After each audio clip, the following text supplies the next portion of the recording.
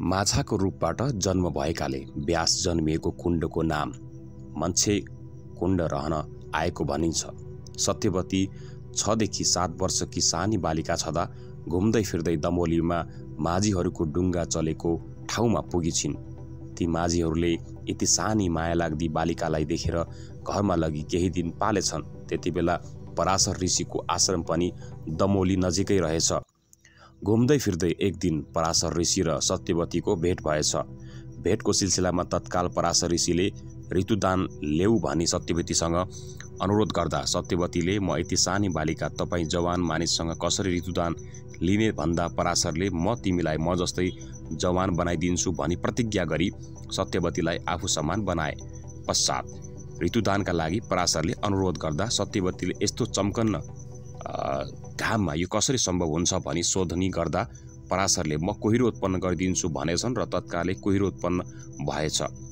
पराशर र सत्यवतीको सम्बन्ध भई उनै सत्यवती व्यासलाई जन्म दिएकी हुन् भन्ने विश्वास गरिन्छ र पछि आमाको पूजाका लागि व्यास ऋषिले दमोलीबाट पूर्व दिशामा छाप्ती बराहा माछाको पूजाआजा चलाएको मानिन्छ, जुन आजसम्म पनि निरन्तर छ र व्यासको जन्म दमोलीमा नै भएको भन्ने बलियो प्रमाणको रूपमा रहेको छ। व्यासका पिता पराशर हुन् भन्नेमा पनि एकमत छ।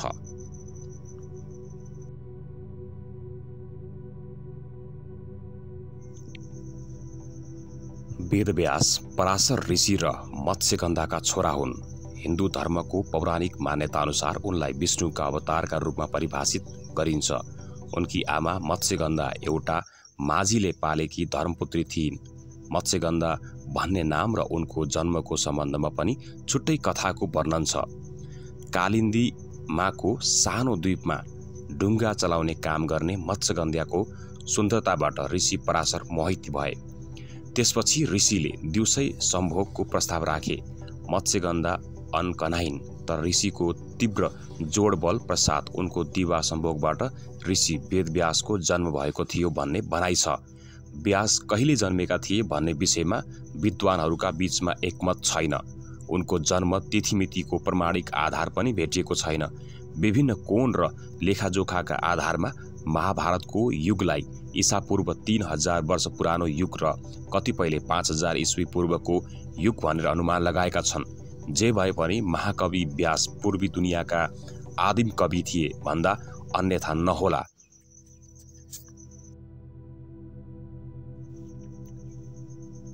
व्यासले 18 पुराण, 18 उपपुराण, महाभारत, ब्रह्मसूत्र आदि महान ग्रन्थहरूको रचना गरे।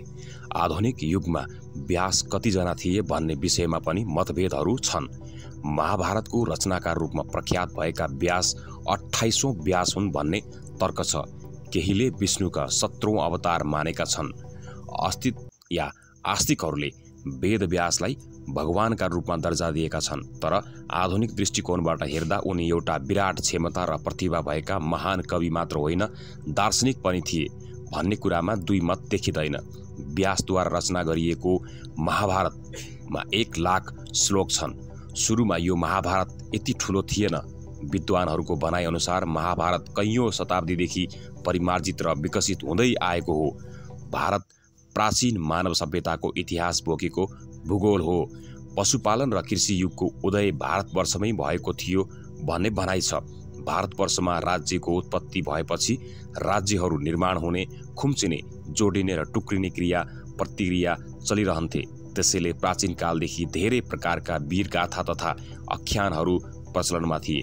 ती घटना तथा परिघटनाहरूको इतिहासलाई व्यासले काव्यको रूपमा प्रदान गरे, जसको परिणाम विश्वको सबैभन्दा ठुलो महाकाव्य महाभारत तयार हुन गयो। महाभारतको एउटा अङ्गको रूपमा रहेको गीता आधुनिक हिन्दूहरूको पनि जीवन दर्शन हो। जनमानसमा अत्यन्त प्रभाव जमाउन सफल महाकाव्य महाभारतमा शान्तिका निमित्त युद्धको विराट परिभाषा छ। यसमा अनेक पात्रहरू छन्। सबैका भूमिकाहरू फरक फरक छन्। जुवाकै हारद्वार 5 पाण्डव र नल राजाको वनवासको प्रसङ्ग आउँछ, तर द्रौपदी रानी र दम्पति रानीका जीवन कथाका भोगाइहरू मिल्दैनन्। पाण्डुका छोरा 5 भाइ र धृतराष्ट्रका छोरा 100 भाइमा कसैको चरित्र एकअर्कामा मिल्दैन। एकजना दुर्योधनका भाइ धृतराष्ट्रका छोरा युयुत्सु पाण्डवका सेनामा लाग्दछन्। महाभारतमा वेदशास्त्रको ज्ञान मात्र छैन, विज्ञानको चर्चा पनि पाइन्छ। यसमा राजनीतिक, अर्थनीति, सत्ता शक्ति, षड्यन्त्र, दाउपेचका घटना, घात र अन्तर्घातका योजनाहरूको लामो समागम छ। युधिष्ठिर जस्तो एक शब्द झुट नबोल्ने महाभारतका अजीब पात्रसँग शकुनी जस्तो ढाँटका बीचको जुवा खेल र त्यसले निकालेको परिणामहरू बिजोगले भरिएका छन्। महाभारत व्यासले विषयको विशालतालाई निकै स्तरीय चेतनाका साथ प्रदर्शन गरेको पाइन्छ।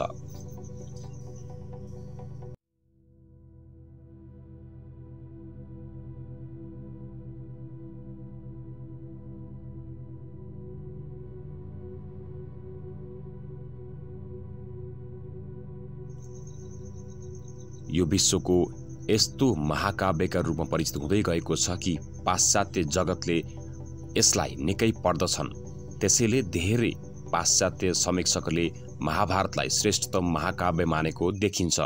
कुरुक्षेत्रको युद्धमा विजय भएका युधिष्ठिर आफ्नो अगाडि राजगद्दी मात्र भएको तर भाइहरूको विनाश भएको देखेर भावविह्वल भएका युधिष्ठिरलाई व्यासले नै जीवन र जगतको परिभाषा सम्झेर वा सम्झाएका थिए।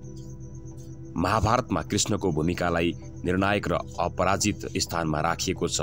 दुर्योधनको गलत कर्मको मार्गमा हिँडेका भए पनि उनको मान मर्यादा भने उच्च छ। पाण्डव र कौरवका भाइहरू बाहेक भीष्म, गुरु द्रोण, द्रुपद, सत्यकी, श्रीखण्डी अवस्थामा जुन कर्ण, भगत, शल्य आदि प्रशस्त पात्र छन्। अर्जुन र कर्णको धनुष युद्ध अनि भीमसेन र दुर्योधनका बीचको गदा युद्ध लडाईँका निर्णायक जुन गौडाहरू देखिन्छन्।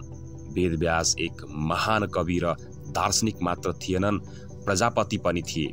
निसन्तान वा विधवा नारीले त्यति बेला सन्तान जन्माउनका निमित्त घरका प्रमुख तथा गुरुहरूको आदेश र परामर्शमा परपुरुषसित सम्भोग गरेर सन्तान जन्माउने प्रचलन थियो। त्यसलाई नियोग प्रथा भनिन्थ्यो। महर्षि वेदव्यासले आफ्ना भाइ बुहारीहरूलाई सम्भोग गरेर मात्र कौरव वंश वा सन्तान जोगाएका थिए। उनका अमात्यका भाइ विचित्रवीर्यको मृत्यु भएको हुनाले उनका दुईवटै श्रीमती अम्बिका र अम्बिकालाई आफ्नी आमा सत्यवती यानि कि मत्स्यगन्धाको आज्ञाले ती दुवै बुहारीलाई सम्भोग गरेर अम्बिकाबाट धृतराष्ट्र र अम्बालिकाबाट पाण्डुलाई जन्माएका थिए। विदुर वेदव्यासको दासीसित भएको सम्भोगबाट जन्मेको ठूला ज्ञानी पुरुष भए। व्यासले नोकर्नीसत पनि आमा सत्यवतीकै आज्ञाले सम्भोग गरेका थिए भन्ने उल्लेख छ। ती व्यासलाई दिवा सम्भोग मार्फत कन्या अवस्थामा नै जन्माउने मत्स्यगन्धा कसरी सत्यवती भइन् भन्ने विषयमा पनि अलग प्रसङ्ग छ। त्यति बेला विवाहको परम्परा आजको हिन्दू समाजले मान्दै आएको जस्तो थिएन।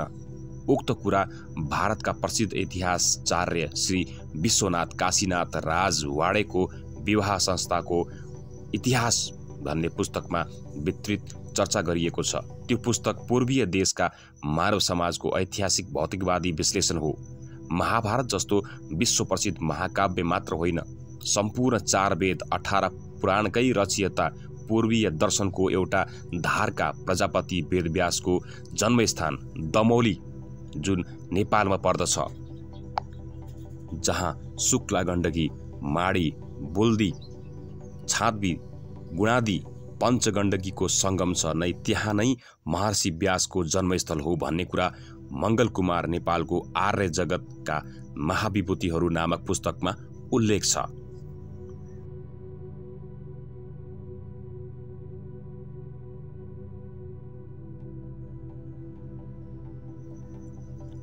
यति ठूला ज्ञान सागर व्यासद्वारा रचना गरिएको महाभारत आर्यव्रतमा मात्र नभएर विश्वभरि प्रख्यात भयो। लोकमा भिजेको मात्र अर्थमा महाभारतलाई लोकायत महाकाव्य भन्न सकिन्छ, तर पनि महाकाव्य लोकमुखी जीवन दर्शनको पाठ बन्यो र पर्याप्त बन्न सकेन। परलोक परमात्मा र परलोक मात्र महाभारतको महाकाव्यका दार्शनिक दृष्टिकोण देखिन्छ। गीतामा कृष्णले म भन्दा ठूलो अरू भनेनन्।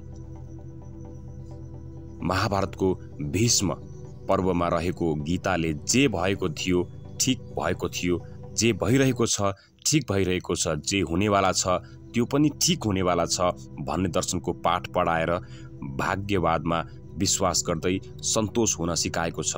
त्यसका साथसाथै महाभारतमा कर्मपरायणताका डरलाग्दा आयामहरू पनि छन्। कुरुक्षेत्रको लडाईँमा गुरुहरू र दाजुभाइसित लडेर राज्य ल्याउनु बेकार हो भनेर अर्जुनले गाण्डीव धनुष फ्याँक्न थाल्दा कृष्णले कर्मपरायण र कर्तव्यपरायणको शिक्षा दिएका थिए।